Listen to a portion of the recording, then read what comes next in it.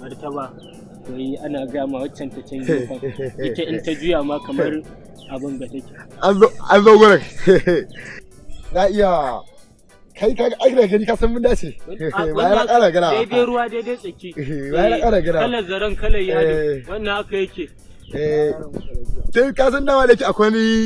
malamin mu tsohon lecturer da ya ce idan ka aure jirgejiyar mace wannan haka yake kakan yi tsawon kwana har da nisa kuwa na gode ƙara maka ai martaba ina ganin lafiya tun da kai ne martaba ka aura uku ne da ke samu kuɗi ce ba ka da kunya kaje kallo aka ce gamu wannan magana ina gama magana ta nace kana wani magana afuwa girman kai bayan sa akwai ka da garin da Allah ya tsina ayi hakuri kai na bi wuya a ga mace malam da ni ta dace tabbas da kai ta da gani habunin lantsan da wallahi akwai makurbar da ni ta dace ga mata ne martaba ya ce tashi ce ko an iya balantana